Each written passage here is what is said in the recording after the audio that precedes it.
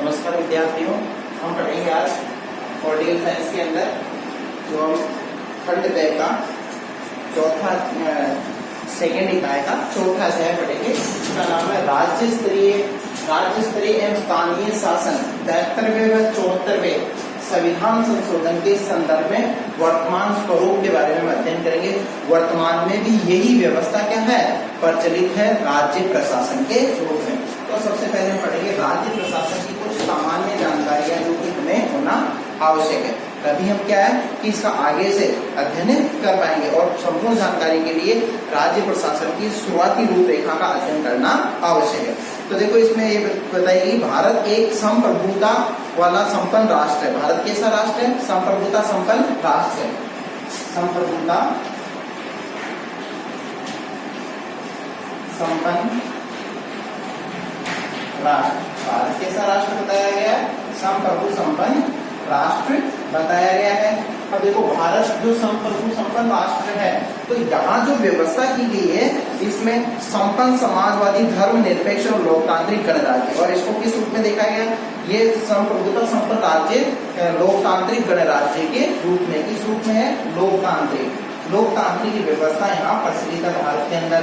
लोकतांत्रिक व्यवस्था, अब लोकतांत्रिक व्यवस्था वो होती है जिसमें शासन का जो अध्यक्ष होता है, जो शासनाधिकारी होता है, उसका जो निर्वाचन है वो किसके द्वारा किया जाता है? जनता के द्वारा किया जाता है। जनता के द्वारा मतदान के माध्यम से सामूहिक रूप से उसका निर्वाचन किया जाता है। वहाँ यहाँ विशेषाधिकार वाली व्यवस्था नहीं है और ना ही यहाँ पे वंशवाद वाली परंपरा है। जो व्यक्ति जो चुन के जाएगा वो कैसे जाएगा? जनता के मत से चुन के जाएगा। इस तरीके से उसका क्या होता है? निर्वाचन होता है। अब देखो, संवैधानिक प्रमुख, हमारे यहाँ पे संवैधानिक प्रमुख की व्यवस्था की गई है। संविधान के द्वारा जो प्रमुख होगा, एक होगा केंद्र के अंदर जिसको रखा गया वो होता है राष्ट्रपति, ठीक है। और राज्य के अंदर जो प्रमुख होगा वो होगा राज्यपाल। कौन होगा? राज्यपाल, ठीक है। तो केंद्र और राज्य के अंदर संवैधानिक तौर पे प्रमुखता दी गई। और वास्तविक जो कार्यपालिका होती है, केंद्र के अंदर वास्तविक कार्यपालिका मंत्री परिषद होती है, और मंत्री परिषद के अंदर वास्तविक कार्यपालिका का जो प्रमुख होता है वो होता है प्रधानमंत्री। कौन होता है? प्रधानमंत्री। संवैधानिक प्रमुख का जो पद है संवैधानिक प्रमुख, ये संवैधानिक प्रमुख जो बनाया गया है केंद्र के अंदर, किसे बनाया गया है? केंद्र में राष्ट्रपति है, ठीक है। और यही बात अगर राज्य की जाए तो राज्य के अंदर कौन होगा? राज्य में संवैधानिक प्रमुख पे राज्यपाल होता है। कौन होता है?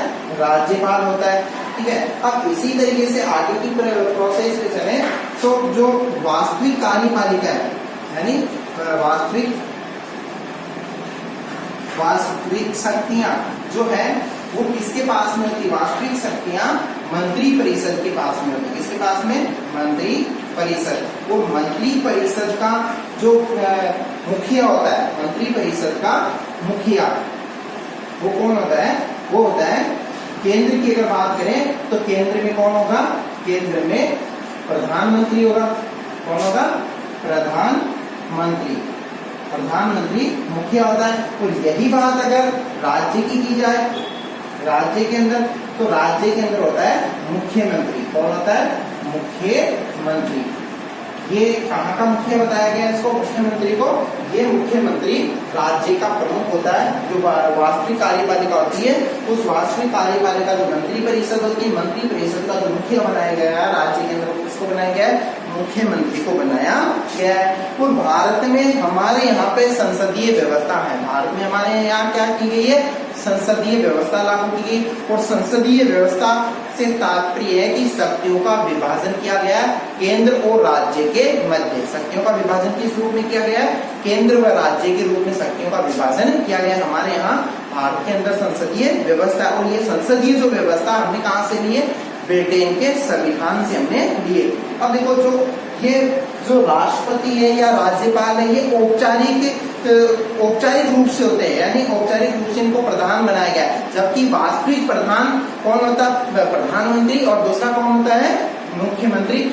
सेंट्रल गवर्नमेंट में कौन होगा? प्रधानमंत्री होगा। और राज्य स्तर पे कौन होगा? राज्य स्तर पे मुख्यमंत्री होगा। इस तरीके से हो सकते हैं। अब हम बात करते हैं कि जो अनुच्छेद 153 जो क्या कहता है कि 153 अनुच्छेद 153 के अंदर क्या बताया गया है? अनुच्छेद 153 जो कि अनुच्छेद 153 ये राज्यपाल के पद सृजन से संबंधित है। राज्यपाल के पद का हवाला देता है।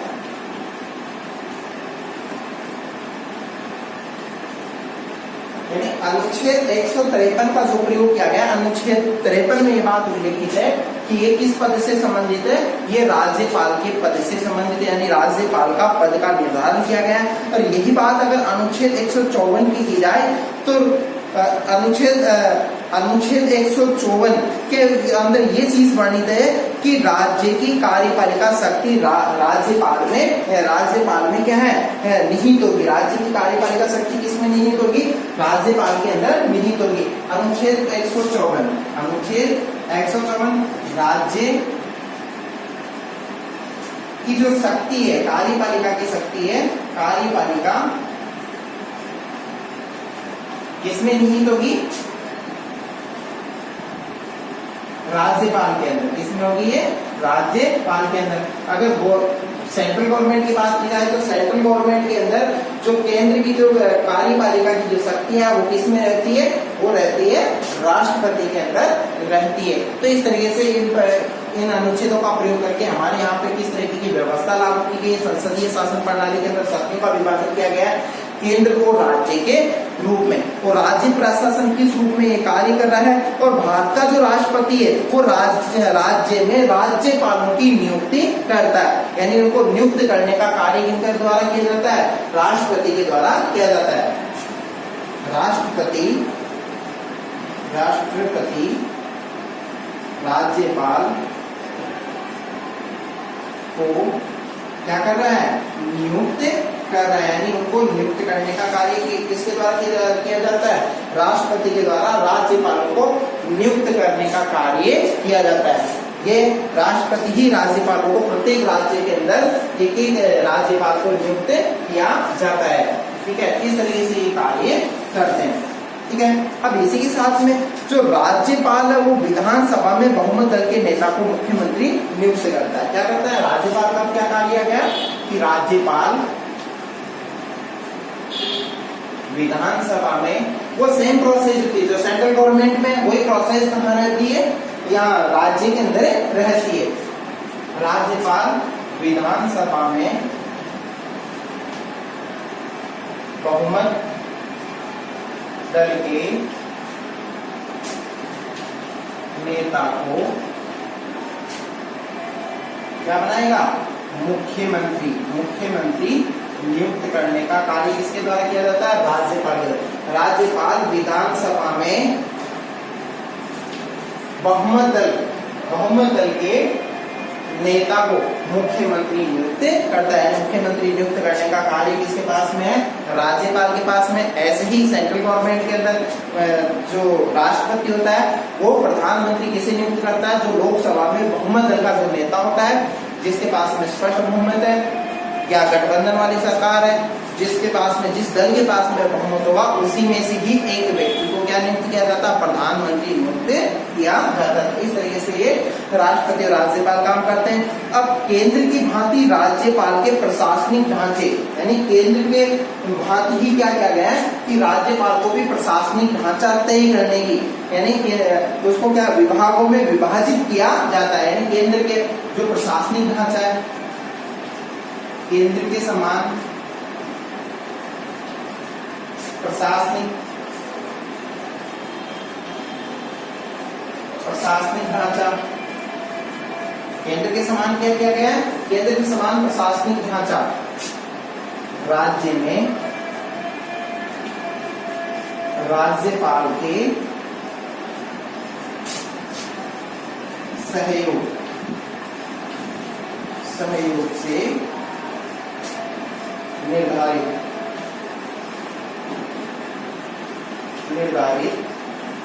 होता है। देखो, केंद्र के समान प्रशासनिक ढांचा राज्य में राज्यपाल के सहयोग से क्या होता है, निर्धारित होता है। यानी मंत्री परिषद को या मंत्रियों की नियुक्ति की जाती है, इसके समक्ष वो पद व गोपनीयता की शपथ लेते हैं। राज्यपाल के समक्ष, राज्यपाल और मुख्यमंत्री के समक्ष, और फिर उनको जो विभाग है, विभागों का आवंटन किया जाता है और मुख्यमंत्री का भी इसमें सहयोग होता है। इस तरह से प्रशासनिक ढांचे को तय किया जाता है। अब कि भारत का जो संविधान है, भारत के संविधान में संघ राज्य शब्द का प्रयोग किया गया है। मतलब हमारे यहाँ पे किसका प्रयोग किया गया है, भारतीय संविधान में, भारतीय संविधान में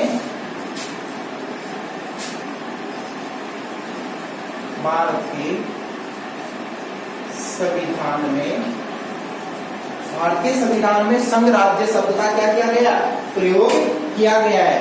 जिससे क्या है कि अब भारतीय संविधान में संघ व राज्य शब्द का प्रयोग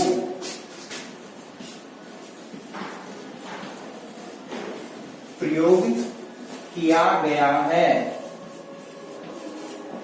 भारत के संविधान में संघ व राज्य शब्द का क्या किया गया है, प्रयोग किया गया। अब देखो किस रूप में प्रयोग किया गया है कि यहाँ राज्यों का संघ, यानी भारत को किस रूप में माना गया है, यानी भारत का जो निर्माण है, यहाँ इस देश का जो निर्माण हुआ वो किस तरीके से हुआ, राज्यों का संघ। इसको क्या माना गया है, राज्यों का संघ।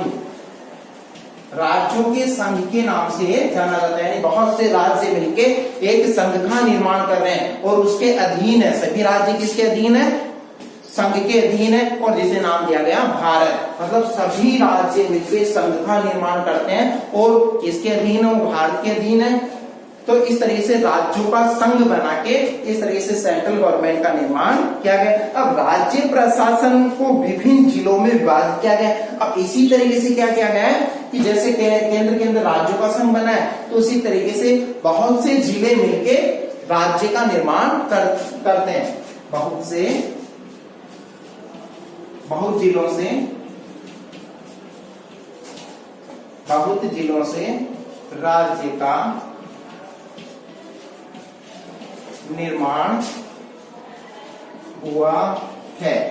देखो बहुत जिलों से क्या है, राज्य का निर्माण हुआ है और बहुत से राज्यों से संघ का निर्माण हुआ। इस तरीके से इसका निर्माण किया जाता है। राज्य प्रशासन को विभिन्न जिलों के माध्यम से क्या है, संचालित किया जाता है। और ये जो नीतियां जो बनाई जाती है, व्यवहार में संपूर्ण जो नीतियां बनाई गई है वो लोक कल्याणकारी उद्देश्य से बनाई जाती है। किस उद्देश्य से बनाई जाती है, लोक कल्याणकारी उद्देश्य से इन नीतियों का निर्धारण किया जाता है, जिसमें अधिक से अधिक लोगों का हित समाहित हो।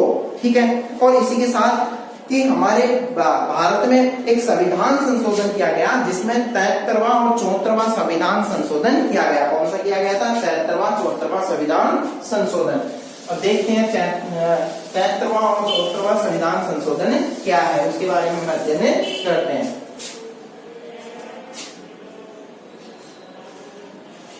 73वां 74वां संविधान संशोधन। अब देखो 73वां व 74वां जो संविधान संशोधन है, इसमें इस बात का प्रावधान किया गया है कि जिसमें जिला प्रशासन और अधिक महत्वपूर्ण है, यानी जिला प्रशासन को और भी अत्यधिक महत्वपूर्ण स्थान दिया गया है। यानी जिला प्रशासन को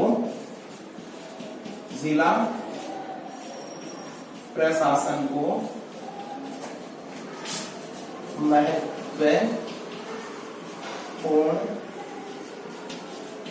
माना है। मतलब जिला प्रशासन को और भी इसके अंदर क्या दिया गया, स्थान दिया गया है, इसको और भी अत्यधिक महत्वपूर्ण स्थान दिया है। किसके माध्यम से, 73वें 74वें संविधान संशोधन। अब जिला अध्यक्ष जो क्या करता है, स्थानीय स्वशासन व जिला प्रशासन के बीच की कड़ी का कार्य करता है जिला अध्यक्ष। जिला अध्यक्ष, जिले का मालिक कौन होता है, जिला अध्यक्ष। जिला अध्यक्ष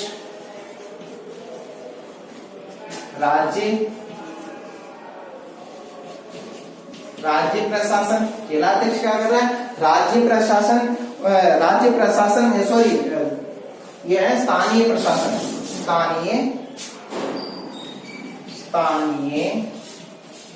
स्वशासन और दूसरा है वह जिला प्रशासन।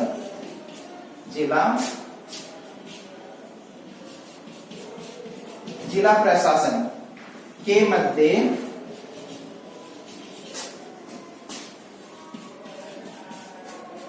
कड़ी का कार्य करता है। कौन करता है? जिला अध्यक्ष। जिला अध्यक्ष क्या कर रहा है? स्थानीय स्वशासन व जिला प्रशासन के मध्य उनको जोड़ने का काम किसके द्वारा किया जा रहा है? जिला प्रशासन के द्वारा किया जा रहा है। और 73वें 74वें संविधान संशोधन में जिला प्रशासन को महत्वपूर्ण माना है और इस वजह से महत्वपूर्ण माना है कि जिला अध्यक्ष स्थानीय स्वशासन व जिला प्रशासन के मध्य उनको जोड़ने का कार्य भी इसके द्वारा किया जाता है। अब इसके बाद में पढ़ेंगे राज्य प्रशासन की विशेषताओं के बारे में हम अध्ययन करेंगे। राज्य प्रशासन की विशेषताएं। राज्य प्रशासन की क्या है विशेषताएं, तो उसके बारे में हम अध्ययन करते हैं।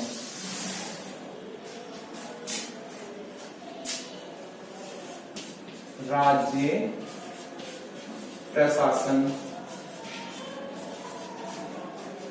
की विशेषताएं।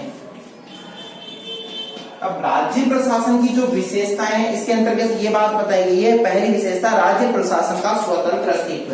राज्य प्रशासन क्या है? स्वतंत्र है, स्वतंत्र अस्तित्व है। राज्य प्रशासन को किस रूप में बताया गया? स्वतंत्र अस्तित्व के रूप में दिखाया गया है। राज्य प्रशासन अपने आप में स्वतंत्र है, स्वतंत्र निर्णय ले सकता है। ठीक है। और दूसरा इसमें बताया पृथक संविधान का अभाव। क्या बताया गया? पृथक संविधान का अभाव। अब पृथक संविधान का जो अभाव बताया गया है, पृथक संविधान के अंतर्गत ये बात बताई गई है। क्या बात बताई गई पृथक संविधान के अंतर्गत?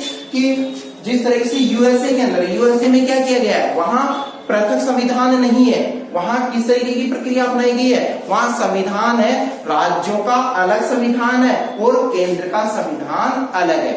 वहां किस तरीके की प्रक्रिया अपनाई गई है? क्योंकि वहां दोहरी नागरिकता का प्रावधान है। वहां किस तरीके की नागरिकता का प्रावधान है? दोहरी। जबकि भारत के अंदर संघीय शासन व्यवस्था है और हमारे यहाँ पे जो नागरिकता का जो प्रावधान है वो इकहरी नागरिकता का, हमें भारत की नागरिकता लेना जरूरी है, न कि राज्यों की। जबकि अमेरिका के अंदर क्या होता है? अमेरिका के अंदर वहां राज्य की नागरिकता अलग से लेनी होती है और अमेरिका की नागरिकता अलग से लेनी होती है। तो यहाँ राज्य प्रशासन के अंदर पृथक संविधान का अभाव बताया गया है। और दूसरी चीज इसकी विशेषता, आपातकाल में केंद्र प्रशासन के अधीन। आपातकाल के अंदर क्या हो जाएगा? आपातकाल में केंद्र किसके? प्रशासन के क्या बताया गया? अधीन। आपातकाल में केंद्र प्रशासन के अधीन है। मतलब आपातकाल में क्या बताया गया? केंद्र को प्रशासन के अधीन बताया गया है। मतलब आपातकाल जब लगता है, व्यक्ति आपातकाल हो, ठीक है, 300 आपातकाल के जो अनुच्छेद बताए गए 352, 356 और 360, जब ये स्थितियां उत्पन्न हो जाए, जब ये आपातकाल अगर लगा दिया जाए तो संपूर्ण प्रशासन किसके अधीन चला जाएगा? सेंट्रल गवर्नमेंट के अधीन चला जाएगा। राज्य उस समय नेग्लेक्ट हो जाता है। तो जो हमने तीन इसकी विशेषताएं पढ़ी। चौथी विशेषता है केंद्र पर निर्भर। हमें प्रत्येक कार्य के लिए क्या करना पड़ता है? केंद्र पर निर्भरता है। केंद्र पे सभी राज्य क्या है? निर्भर है। संपूर्ण आवश्यकताओं की पूर्ति किसके माध्यम से की जाती है? केंद्र के माध्यम से की जाती है। केंद्र से ही हम प्रत्येक जो वस्तु वगैरह है हम उससे लेते हैं और हमारी आवश्यकताओं की पूर्ति उसके माध्यम से करते हैं। किसके माध्यम से करते हैं? केंद्र के माध्यम से। तो केंद्र पे निर्भरता बताई गई है राज्यों की। और पांचवी विशेषता राज्य प्रशासन विकास प्रशासन का होता है। राज्य प्रशासन को किस रूप में देखा गया है? राज्य प्रशासन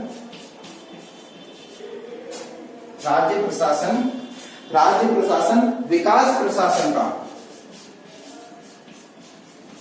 विकास प्रशासन का द्योतक बताया गया। जब तक इस आधार पे बताया गया कि राज्य प्रशासन संपूर्ण क्षेत्र के अंदर यानी अपने राज्य के प्रत्येक जिले के अंदर, प्रत्येक गांव के अंदर जो अपनी विधानसभा क्षेत्र है, उसकी जितनी विधानसभा क्षेत्र है, सभी विधानसभा क्षेत्र के अंदर वो प्रत्येक तरीके से क्या करता है, विकास के अवसर उपलब्ध करवाता है, विकास करता है प्रत्येक तरीके से। चाहे छोटा सा गांव हो, चाहे बड़े से बड़ा जिला हो, सब जगह राज्य प्रशासन की जिम्मेदारी होती है, जिससे चारों ओर विकास की गंगा बहती रहती है। फिर छठी जो विशेषता है इसकी, राज्य प्रशासन की जो छठी जो विशेषता है, जिसमें बताया गया है कि जन सहभागिता पर आधारित। किस पे है ये व्यवस्था? जन सहभागिता पर, जन सहभागिता। अब जन सहभागिता पर आधारित कैसे है, इसमें ये चीज बताई गई है जन सहभागिता पर आधारित है कि जो राज्य प्रशासन का जो निर्माण वो जनता के सहयोग से होता है। किसके सहयोग से होता है? जनता के सहयोग से, क्योंकि जो सरकार चुनी जाती है वो जनता के द्वारा ही चुनी जाती है। अगर जनता के लिए रोजगार के अवसर उपलब्ध करवाए जाए, समय समय पे विकास कार्य किए जाए, तो जनता उस राज्य प्रशासन के अंदर अपना विश्वास रखेगी और उन्हें उस सरकार को निरंतर जो है चुनती हुई रहेगी। लेकिन कब चुनती हुई रहेगी? जब राज्य जन सहभागिता पर आधारित, यानी प्रशासन किस तरह से कार्य करे, जनता की सहभागिता पर आधारित, यानी जनता का सहयोग प्राप्त करते हुए कार्य करे, तो ही राज्य प्रशासन सही ढंग से माना जाता है। अब इसकी सातवीं जो विशेषता है, राज्य प्रशासन की सातवीं विशेषता के बारे में ये बताया कि सचिवालय राज्य प्रशासन की धुरी। संपूर्ण रूपरेखा कहां से तय होती है? सचिवालय राज्य प्रशासन की धुरी। सचिवालय को क्या बताया गया है? राज्य प्रशासन की धुरी के रूप में देखा गया। अब कैसे देखा गया? क्योंकि संपूर्ण मंत्री वगैरह हैं और संपूर्ण जो विधानसभा के जो सदस्य हैं, सभी अपनी जो नीति निर्धारण जो भी करते हैं, राज्य का जो प्रशासनिक कार्यालय है वो सचिवालय, और सचिवालय से ही नीतियां निर्धारित की जाती है। तो इस वजह से सचिवालय को राज्य प्रशासन की मैन रूपरेखा के रूप में देखा गया। वहीं से ये रूपरेखाएं तय की जाती है प्रशासनिक अधिकारियों के द्वारा, और अपने नेताओं के माध्यम से उसको जनता के सामने उजागर किया जाता है। जनता का सहयोग प्राप्त करने के लिए, जनता के लिए विकास के द्योतक के रूप में कार्य करता है। फिर आठवीं जो इसकी विशेषता है, जिसमें ये चीज बताई गई है कि राज्यपाल राज्य में राष्ट्रपति का प्रतिनिधि होता है। राज्यपाल क्या बताया गया है? राज्यपाल राज्य में राष्ट्रपति का प्रतिनिधि। किस रूप में है ये प्रतिनिधि? ये इस तरीके से बताया गया क्योंकि राज्यपाल की जो नियुक्ति है वो किसके द्वारा की जाती है? राष्ट्रपति के द्वारा की जाती है। राष्ट्रपति ने किसको नियुक्त किया है? राज्यपाल को। तो राज्यपाल करता, तो इसको इसका प्रतिनिधि के रूप में भी देखा जाता है। ठीक है। नवी जो विशेषता बताई गई है इसकी राज्य प्रशासन की, स्थानीय प्रशासन राज्य प्रशासन के अधीन। स्थानीय प्रशासन कहां बताया गया है? स्थानीय प्रशासन राज्य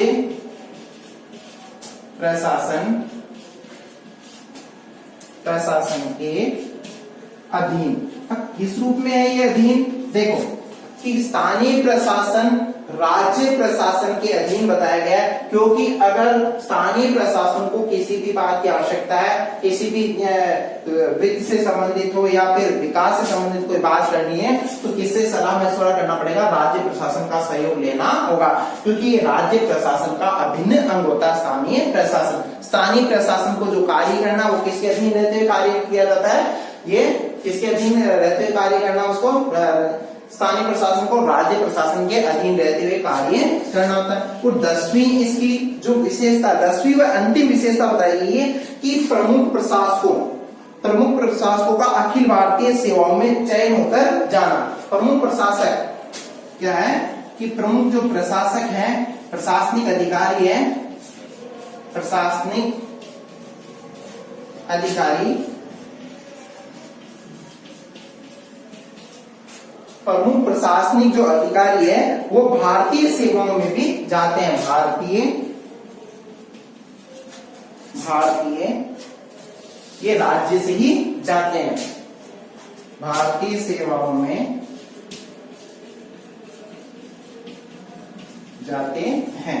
तो देखो प्रमुख प्रशासनिक अधिकारी भारतीय सेवाओं के अंदर जाते हैं और भारतीय सेवाओं के अंदर जाके संपूर्ण संघ क्षेत्र की रूपरेखा तय करने के अंदर और देश की समृद्धि के अंदर अपना योगदान देते हैं। तो इस तरीके से ये राज्य प्रशासन की प्रमुख विशेषताएं बताई गई, 10 विशेषताएं बताई गई है और इनका अच्छे से अपने को अध्ययन करना है। तो आशा करता हूँ कि आप लोगों को सभी को ये चीज समझ में आई होगी। अब नेक्स्ट जो इसका बिंदु है राज्य का वैधानिक प्रधान, इसका हम अध्ययन नेक्स्ट क्लास के अंदर करेंगे। धन्यवाद।